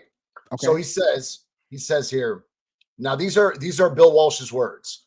Within our organization, the standard of performance served as a compass that pointed to the true north. It embraced the individual requirements and expectations, benchmarks required for our personnel in all areas, regardless of whether things were going well or bad. This was the toughest thing, consistency amid chaos or presumed perfection. If things are going well, points being scored in games won, your organization may be elated and lose focus. If things are going poorly, and they were when I arrived in San Francisco, people are likely to be despondent and start looking for the exit, and they too lose focus. Between the ups and downs, the good times and bad, there are ongoing challenges that keep everyone firing on all cylinders at all times. Not to get too clever, but consistent effort is a consistent challenge. There's an ebb and flow, up and down, in every significant endeavor at every level. I cut through the ebb and flow with the standard of performance. It was our point of reference. We always return to when things wobbled, deeply entrenched, ongoing, and stabilizing regardless of the final score. My high standards for actions and attitudes within our organization never wavered, regardless of whether they were winning or losing. I envisioned it, enabling us to establish a near permanent base camp near the summit, consistently close to the top with striking distance, never falling to the bottom of the mountain and having to start all over again. Initially, it meant I had to drastically change the environment, raise the level of talent, and teach everyone what they needed to know to get where I wanted us to go. So that particularly right there, I believe that Shanahan is taking, well, Sim believes, right? And I agree with him. So I'm going to speak as for both of us, Sim, if you're cool with it. We just believe that Kyle Shanahan is utilizing that mentality. He's taking that Bill Walsh mentality and he's teaching everyone what they need to do so they execute it the way that he wants it to go. Point blank, period. And there's nothing. Look, when Bill Walsh coached, he was way ahead of his time, way ahead of the game. The defenses weren't as fast. The defenses weren't as stout as, figuring out what he was trying to do. He developed the short pass game because he didn't have a quarterback that could get the ball down the field. So defenses couldn't even adjust to it. They're probably used to covering guys in man-to-man, and he's got guys running in the zones. And now you got to get different types of players that can play and break down what the hell zone is during that time. So Bill Walsh set the trend. I feel like Kyle Shanahan has taken what Bill Walsh has done, taken things that he's, the tutelages he's been under with his dad, and he's adapted, and he's created this freaking advanced theory. This is crazy. I think it's too much. It's simple, but it's hard. Yeah, simply complicated. God dang it. It's simply complicated. That's what it is. But Breezy, this standard of performance established the winning culture. This is why we are 49er fans. This is why we are fans, brother. When people buy into the culture, that was the culture established. Yes. I mean, that level, that standard of performance was implicated. It was everyone from secretaries from the bottom up. There was a level of performance that everyone had to meet. And that culture resonated, brother. And this is why we are 49er fans. It's as simple as that. There are so many teams in the NFL, 32 teams. But I believe that San Francisco's standard performance, that mentality is what puts us. That's why we are who we are, bro. And I believe that that's why Shanahan is always competitive. We're not going Rams all in. We're building through the draft. We're developing within. In every year or every other year, we're going to be competitive, bro. And that's exactly what Bill Walsh did. He'll bring in specific players. Okay. So you're telling me we gotta wait. We gotta be patient. That's what we gotta do. Sure. Absolutely. This is year 7, right? So you're still telling me in year 7, instead of Kyle Shanahan revamping the system to the players, you can go get players, and then some players don't pan out because you want them to fit your system. Why not do what the coach, what's the coach in Detroit is doing? Okay, Dan Campbell, and grab the players, figure out what his players' strengths are, and fit it to the players. Why do you think they winning? The one thing that Kyle Shanahan has done is he's changed the culture and the locker room mentality for our team. He got rid of all those idiot knuckleheads, all those bad boys, all those guys with problems. We drafted a couple of them, but we got rid of them. That goes down to the culture that we're building here. I love it. It's 100. It's probably the best football culture. There's not one player that doesn't want to play in San Francisco, John V. But here's my thing. Why are we not winning the Super Bowls? Because we haven't got our Joe Montana. We haven't got our Steve Young. We have not been able to nail down. We have nailed down every single position that it takes to win a Super Bowl except the quarterback's position. So we have not nailed that down yet. So we just haven't. How do we get that? We drafted a kid. We drafted 2 kids. We have to give them time to develop. What's the one thing that we've done for these kids? Well, we built the team around them, right? We got the best left tackle in football. You got every playmaker you need that's an all-pro. We got all-pro playmakers, period, on offense. 5 of them, 6 of them probably at that, right? All-pro playmakers, bam. Defense, stout. Right? Yeah. At the end of the day, if we don't have that elite, so you're telling me at the end of the day, since we don't have this elite quarterback, we can't win this big game? That's crazy bullshit to me, because at the end of the day, this team should be able to figure out a way to win with a substantial, efficient type of quarterback. I will say injuries has played the key factor in the 49ers quarterback debacle. I will say that. In the discussion, you can't argue me that injuries haven't set in, because we don't know what would have happened in that Philadelphia Eagles game. I don't give a how great their defense was. That game was close as fuck until Brock Purdy got injured. We don't know what we've got yet, because if Trey's the answer, we haven't gotten enough yet. This is his chance, bro. But I don't believe that you have to be elite. I just believe that you need to be consistent. I don't think our quarterback has to be elite. Yes, our quarterback does not have to be elite. The team has to be elite. The defense has to be elite. You need skill players to execute it, dude. With a great quarterback, he doesn't have to be elite. If Brock Purdy's the answer, we'll find out. Correct. If Trey Lance is the answer, we'll find out. Correct. But this narrative that we're moving Lance to Minnesota because we want Cousins, like but don't get me wrong. I'm on record of saying that I believe that Shanahan can win with Kirk Cousins. I believe that. We're gonna have that discussion off air because I believe it with you. It's just who Kyle Shanahan wants. I just believe you have to be accurate, consistent, and you have to have football IQ, bro. If you have those tools, Shanahan makes the game practically. He serves it to you on a platter. He handheld Jimmy to a Super Bowl. It was simple. You missed the most important factor. You have to be healthy.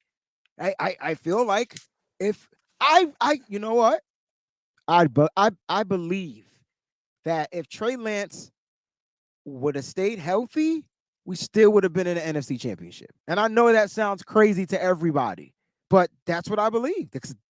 He has the big playability. He was slowly developing. Look, bro, Trey took a lot of he ran into that Chicago game. Oh, Trey was taking hits. I mean, hit after hit after hit.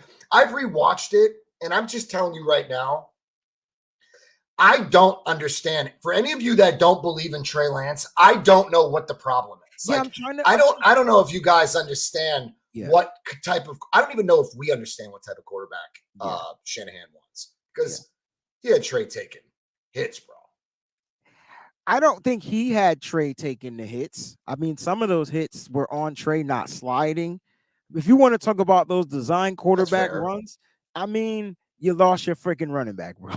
It's like, I don't know why Kyle Shanahan decided to make Trey another running back, but I'm trying to tell you, man, the key to Kyle Shanahan's system is play action pass, but the key to make the play action and activate is the run game.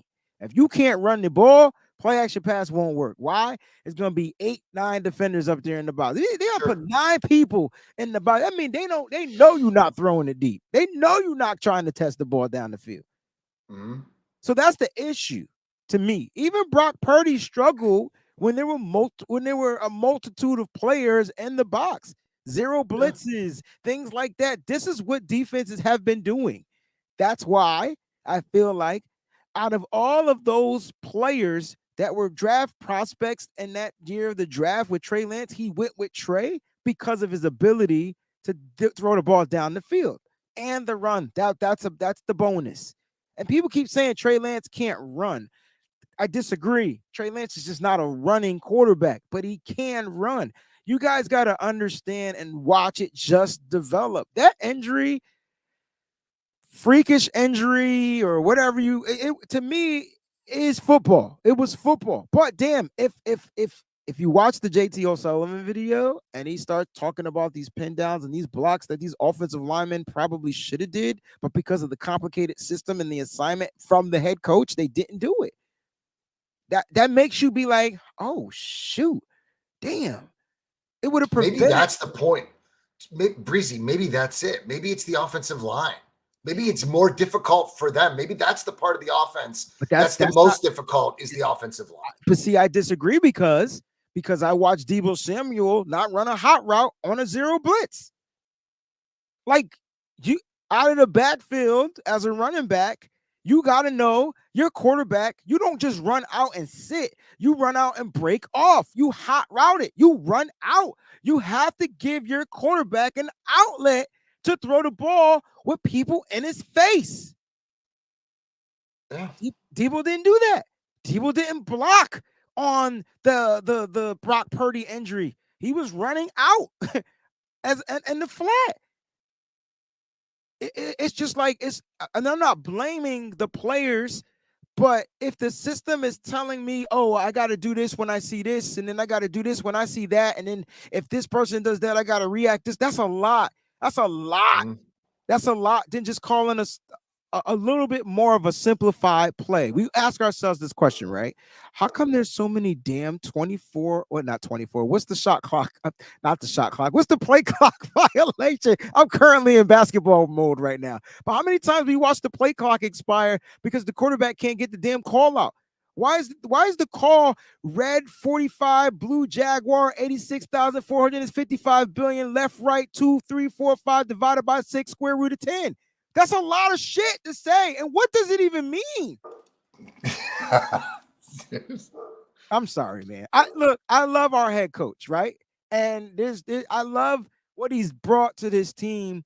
I just feel like, and this is year 7, right? He's going into year 7. Or year 8, I can't remember which one it is. I just feel like maybe he reflects, right? And say, damn, what can I do to just be a little bit better for my players? I know it's my way or the highway, but what can I do just to make things a tad bit more simpler for some of the players that might not be able to take advanced calculus? Listen, I was in high school, so I took advanced calculus because I was smart enough and capable of handling it. But there were people in my class that weren't. And I'm like, why are you here? Like, how'd you even get in here? You had the place. And they just couldn't keep up with the workload. It's more of a workload type of thing. It's not that you don't know how to do it. It's just, can you keep up with the accelerated work? And I feel like Kyle Shanahan's play calling is super accelerated. And it's really hard for rookies to comprehend. It's hard for third year, fourth year players to comprehend. And it's a lot to do. There's blocking, there's it's just a lot to do within a play call. Not blaming Kyle for anything, John. I'm just trying to figure out how the 49ers can figure out a way to get over the hump. And to me, it's going to start with what you said, building the culture and finding keeping a quarterback healthy. So maybe it is the offensive line. Maybe they got to figure it out. Listen, brother, we just got to get rid of the ball quick, Well, see, that's where Brock Purdy comes in. That's what made him great. I feel like you want to know why Brock Purdy was amazing? He got the ball out of his hand quicker than Jimmy Garoppolo. We thought Jimmy was fast. Damn. Did he? Yes. His processing was way better. Meaning he wasn't in that NFC game. It wasn't fast. Because there was a play action pass called by the motherfucking head coach, bro. Yeah. We barely rushed for 14 yards. Who are we fooling, John? No, that's fair. If we rush for 45 yards, possibly. Who was we fooling? I mean, it's a freak. Was it a freak accident, bro? Listen, Reddick covered 7 yards in like less than 3 seconds to the ball. It was insane. And again, it was on a backup tight end. It wasn't even your best blocking tight end doing it. Had that happened on George Kittle, we give George Kittle some slack. We go after him. You know what I mean? But it was on Tyler Kroft. There's no way. I mean, he lined up so wide out. There was no way. So why not simplify that play, Kyle? Why not make it a tad bit simpler? I don't give how great Brock Purdy has been going. He's a rookie. And there was something he ain't seen before. I don't think he saw ever a lineman, a defensive edge split that far out. There's no way he said, oh, this motherfucker ain't getting to me. But on a play action pass that he was trying to develop to hit the deepest route down the field with Brandon Ayuk, bro, even though Ayuk was open, it just took time. Yeah. It took time to block. It took time to set up. It's just a lot, I mean, my point is, John, there are a lot of factors in Kyle Shanahan's system in order for something to work 100%. And so maybe, what I used to do with my students? I used to teach my students, and then I would have them practice, show me they know how to do the work. And there were times I would give the students that voice and choice, right? I'm going to give you 3 problems, okay? And, one is super difficult. One is, intermediate, kind of like where you are. And one is, if you don't really grasp the concept, you can still get the answer, but it'll show me that you at least grasp the concept of what we doing, right? I just feel like when Kyle Shanahan, his he needs to simplify to 3 variations on, opposed to 30 or 20 or 10 or 5 or 6. Like, I just think it's just too much. And sometimes players have brain farts. We see a lot of brain farts. What would you give to be in a classroom when they're breaking it down? When they're in the lab breaking it down, bro? What would you give to have a seat in the back and just watch? Oh, man, I don't know what I would I give. think about that. I feel like a week of preparation is not enough to get what Kyle wants out of this offense. It's incredible. So there's so much going into classwork. You know what I mean? There's so much going into it. I agree. And, I always wondered if that's where Trey, and that's a conversation for another day, but I always wondered if that's where Trey wasn't impressing him to the extent that he should, if it was in the classroom, not so much out on the field, but in the classroom. See, I go vice versa. I feel like in the classroom he grasped the concept, but performing it wise, because he hasn't had the experience or the reps. He's just rusty as fuck. He's just not good. Yeah. Right. So the more all right. For an example, I'm teaching my son how to play Uno. Right. And when I first started teaching him how to play Uno, if you guys don't know how to play Uno, I tried to find the most simplest rules, like the regular rules of Uno, not all the, the rules we play with. And so, I used to whip his beep, right? So now, for some reason, he gets the luck of the draw. He's always drawn cards. He has strategies. But how did he get those strategies? How did he learn how to beat his pops? By playing every morning. Every morning we play Uno every morning. Now it helps with his math, helps with his counting, helps with his memorization and things like that. But he's building strategies. He's holding wild cards now. He's holding them draws. It's like, oh, you gonna make me draw 2? You draw 2. Yeah, I draw 4. You draw 6. Here's a draw 4 on that. Now you draw whatever 10. I'm like, who taught this mother sucker how to play? And that's what Kyle is doing. So if you're telling me from the very beginning of what you were saying to just give it time to let it develop, that's fair. That's fair. I just feel like when it comes to Trey Lance, we just got to give him those reps to get out there. And the more he practices, the more he does those reps, the better we should start to see him develop at the quarterback. And I think that's what last year was all about for him. Unfortunately, he got injured. And when Brock Purdy came in, because he came in with a lot of tread and experience from his collegiate time. Remember, before Trey Lance was drafted, there was no football at North Dakota State. So all this stuff was prior. Remember, they sat out the year of COVID. Yeah. No, that's. I mean, I believe it, bro. I believe that's the downside, bro. That's been the downside. We know this. Everybody here in this chat knows that all of those reps are crucial for this kid to develop. Unfortunately, the developmental year was last season.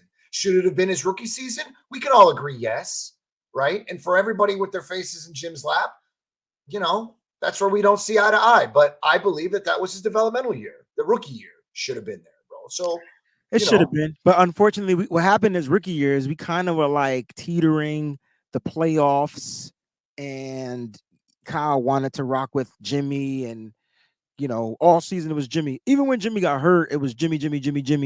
No matter what, it wasn't a competition. Now it's a competition, right? Yeah. So it wasn't a competition, but now it is a competition. It's a competition for those that are just watching. John V, thanks for joining, man. I gotta get you on here a lot more often, bro. It's always a pleasure chopping it up with you, bro. Always. I'll do a show with you, brother.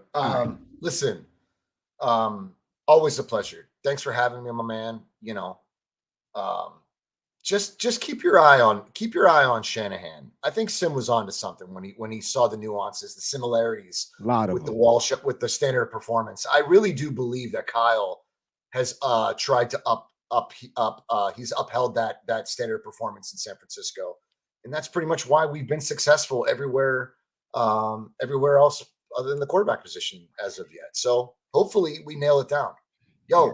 Yes, sir. Chat was on fire today, bro. It always is, man. It always is. I'll be hanging out. I'll be in the chat with everybody. I hope you guys can rock out with for 20 more minutes. I need 20 more minutes of y'all time, all right? Yeah, for sure. Appreciate you. Catch me at the Locker Room Rant, fam, on Tuesdays at 9 p.m. Tomorrow night. We chop up everything football, basketball. We're doing a lot more basketball right now because it's time. It's almost playoff time. I get a free pumpernickel bagel. Sim. All right, yo, later, family. Peace. All love, brother. Yes, sir. All right, guys, listen, as promised, it's Mock Draft Monday. I see people dipping out. I understand. But listen, rock out with me. 20 more minutes. We're going to go ahead and get this mock draft going. Now, I'm not feeling like I'm in a trading mood. I like what the 49ers have done thus far in the preseason or whatnot. Oh, hold on. We're going to get a quick test on the call. I want to see if this works. Mose, I want to see if this works. Can y'all hear Mose out there? I hope they can hear you, yo. They're not giving me no thumbs up. They not giving me no thumbs up. Alright. Yeah, no thumbs up as of yet. It's all good. Nope, they still can't hear you. So it's the app. It's the online app, Moles. Thanks for calling in, man. Let me go ahead and get this mock draft going so I can get these people out of here. Peace. All right, so I don't know what's wrong with text now, but I'm about to get my money back. I tell you that right now. I'm gonna find another app to talk. We're gonna figure out this poll question, answer these super chats, and we're gonna get up out of here. Quick mock draft. I promise it won't take long at all. All right, so let me go ahead and pull it up. Bam, bam, bam. Now, like I said, not really in the season of trading. I kind of like what the 49ers have done in free agency as far as their offseason is concerned. And so I'm going to go ahead and draft. Now, I did one of these on Friday with John Chapman. Speaking of John Chapman, John will be on this Wednesday's show.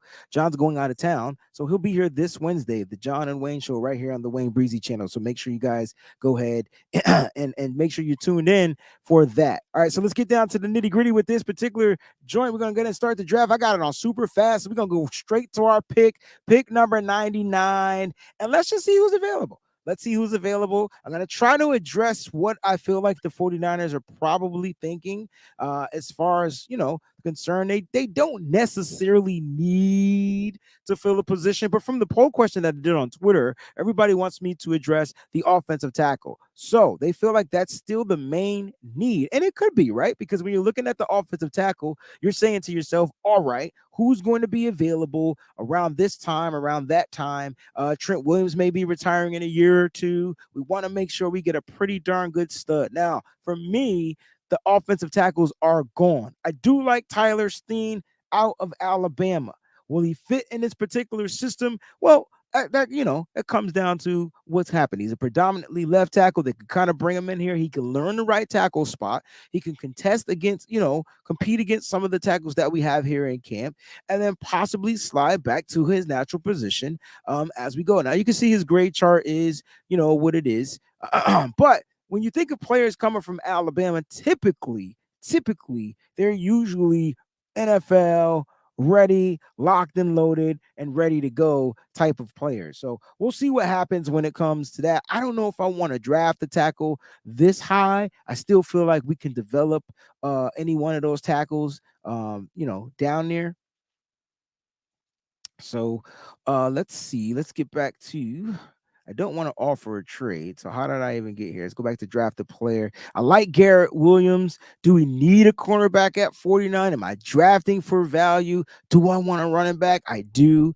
Do I want to address the edge? I do. But I tell you what, like Garrett Williams, he's available. Let's go ahead and take him. I'm going best player available at the positions that I need.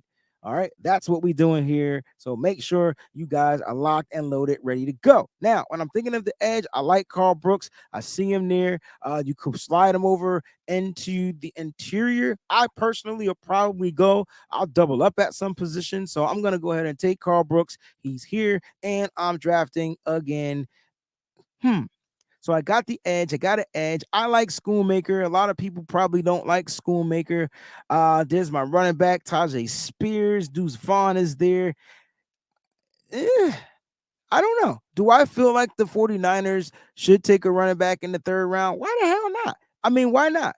Now Tajay Spears did have a couple of ACL tears throughout his career, but we've seen that in a running back, especially if you're a San Francisco 49ers fan. You've seen it. All right. You've seen it. Jedi is telling me to get Booty. All right. So let me see who's available at these positions.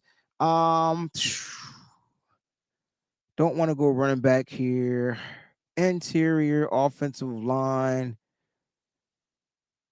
I really like the fact that Voorhees is still here. Voorhees is here. We can draft a center. We can get the kid from Michigan.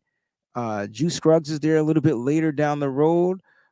Bunch of players, man. Tanks Bigsby is there from Auburn. I like the running backs that are available. I'm not even going to stunt. Wide receiver. Y'all want me to go wide receiver third round? I saw it in the draft. I feel like there's so many wide receivers we can get, but I tell you what, he's an LSU guy. Bump it. Let's go, Kayshawn Booty. I think that's how you say his name. I hope that's how you say his name. I'm not trying to mess up his name whatsoever. All right, now we're in the 5th round. This is where we really hit on the draft. In the 5th round, who are these players that we are going to be able to develop and turn into some type of players? Now, there are a bunch of tight ends that I see available. I already got a wide receiver. I'm not going to necessarily double up on the wide receiver position. I do want to address the edge, even though it said, even though it did say that, where am I at? 153. I'm going to go ahead and get Jose Ramirez. I really like this kid out of Eastern Michigan. I know I got Carl Brooks, but I doubled up. You could move Carl Brooks a little bit into the interior, so it's going to be, really cool. There are a bunch of tight ends in this draft. I'm not willing to rush to draft the tight end like super quick. I just feel like there's so many tight ends you can get. Davis Allen is still here. That might be actually a good pickup. A lot of people aren't looking at him, but listen, I feel like that you want a kid that can stretch the field vertically, that can sit out in the zones, that can do certain things. You know what? I'm going to go ahead and get Davis Allen. He's available. Boom. Why talk about it and not be about it? Yes, I passed up on the quarterback position. I'm probably going to draft a quarterback. I didn't get my freaking running back. Safety. That's a position I definitely want to address. Here's what I'm learning about the 49ers. They don't draft safeties until the 5th round. So since we're in the 5th round, Quindell Johnson from Memphis is there. I like Javarius Owens. They actually met with the kid from Houston. Would this be a reach? Could he still be there at 216? Possibly. Trying to think of some other safeties. Kayvon Merriweather is there. The safeties are going. I'm a little nervous on the safeties. Brandon Hill from Pitt is there. I believe the 49ers looked at him. Don't want to reach here. Let's see if I go back to best player available. Gerard Clark. See a space eater. Just want to see how much he weighs. Yeah, that's the big guy. That's the big guy at the middle. Just want to check out Broderick Martin. I believe they met with him. Let's see, 330. So I'm looking for another space type of an eater, type of a guy, right? I'm looking for a bigger interior tackle. I think I'm gonna go with Clark from Coastal Carolina over Broderick. So then let's see if my safety is still going to be available. I'm praying that he's there. There were a couple of them that I wanted. So we're in round 6. Javarius Owens is still there. I'm going to go ahead and draft a kid out of Houston. And now we get our 4 picks in the 7th round. Now, these picks, in my opinion, are hitting and missing. All right. So let's go see if some of those players are available that we actually met with a little later, down the field. Now, Muhammad Diabati is there. All right. I'm trying to see if the kid from Sacramento State is even in the thing. He might have got drafted. He might not have been in the pool. But I tell you what, they met with this kid. He's available. I'm going to go ahead and pick him up. So we get our linebacker. Clayton Tune. I think I'm going to go ahead and draft the quarterback Clayton Tune out of Houston. You want an efficient type of guy, a guy that's going to be able to get the ball, move the ball around, spread the ball out, get the ball out quick. I mean, he threw to Tank Dell all season long. I'm going to go ahead and draft Clayton Tune with one of our picks. I'm not going to wait. I saw Brad put out a video about fullback North Dakota State's Hunter. How you say his name? Loop. I can't say his name. I can't pronounce it, but yeah. So it's a possibility that we draft a fullback. I mean, Kyle Juszczyk may be on his way out. I like tackle Nick Saldiveri. These are guys that I feel like we can develop into different types of players. Richard Guriej is there as well. I actually like this kid. Just want to double check. Again, left tackle. Didn't play any right tackle, can play some left guard. That's what he did in college. When you look at Nick Saldiveri, you're going to get a range of the right guard, the right tackle. And I just kind of feel like he just fits the San Francisco 49ers. So I'm going to go ahead and draft the tackle prospect. All right. And then with our last pick, all right, our last pick, I know people are like, yo, you gotta draft the you gotta draft the kicker or things like that. I'm gonna go check the kickers. I want to see who's available. Let's see. You asked me how big was he? He's 306 pounds, 6'5", 306. That's Richard Guriage, or how you say his name, from Florida. One of the tackles out there in Florida. Now, I addressed the cornerback position really early. I didn't get an interior offensive lineman. So I just want to check and see who's available special teams wise. Jake Moody still looks like he's going to be there. He's going to go undrafted. So I'm trying to play the draft pool a little bit smarter. All right. Let me go ahead and address the interior offensive line. I do want to get a specific center type of a player. All right. And I do like Alex. I like Alex Forsyth out of Oregon. Just want to see who else is available if I don't go center. Fullback is screaming. I didn't get a running back. How crazy is that? Let me just see if there are any running backs that I have on my draft board that might have fallen. Cameron Peoples, I believe the 49ers just they met with him from Appalachian State. I believe they just had a meeting. I think that just came out today that they met with Cameron Peoples. Bigger running back, guys. When I talk about tall, this kid is tall, right? 6'1", 217. I watched him at the Senior Bowl. You know what? 7th round pick. Why not? Let's go running back. All right. Let's do it.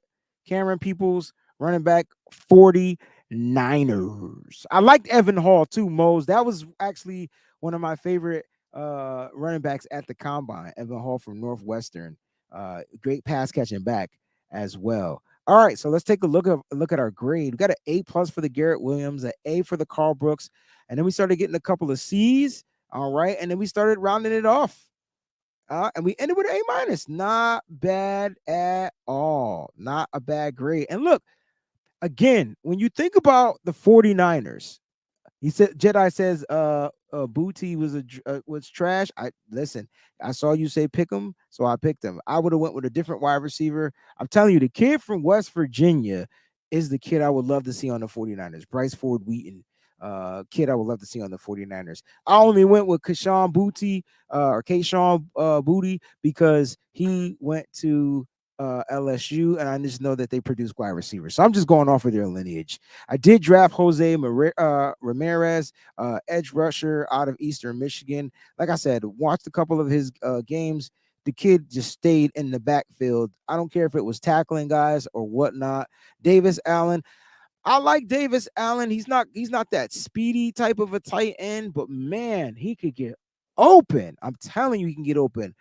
Defensive interior, a big guy. I decided to get Gerard Clark. I wanted to get some space eating type of players up the middle. I went with Javarius Owens out of Houston, Mohamed Diabati, Clayton Tune. So we got a couple of Houston players over here. We got us a tackle, and then I went with a running back. All right. So there is the mock draft. I think this is 7.0 or 8.0. I don't know, but let me go ahead and download this.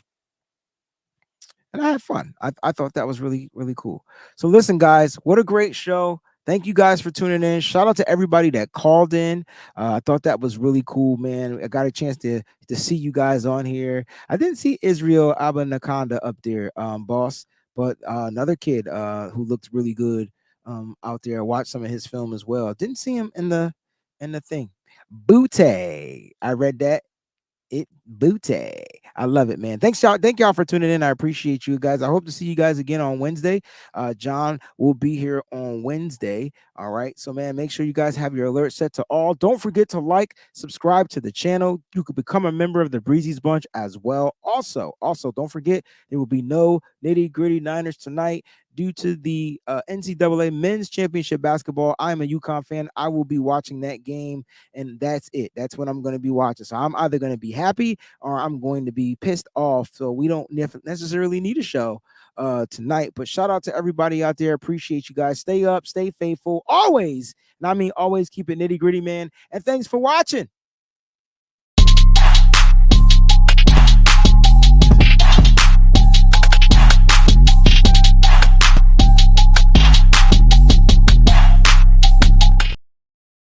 And I always forget the poll question and the super chats. So for y'all that are still here, thanks for watching. But I got to get to y'all stuff. Foghorn one time for everybody out there. Let's do it, baby. Sean Shepard says, I went to high school with Crash Hollywood. Rest in peace, Mario Lockwood. He always dressed as a wrestler for Halloween and said he would be pro, and he turned pro. That's super interesting. Peachy Brown says, Kyle Shanahan to me is too narcissistic. That's what his issue is. Be sure and answer the poll question and smash the like button. Hashtag BB, hashtag take 6. Peachy, thank you for the contribution. We are taking 6, dash nabbit. I can feel it. Coach Cruz, what up, Breezy? Kyle is Kyle. At the end of the day, we're in a better spot with him than without him. Keep grinding. 100%.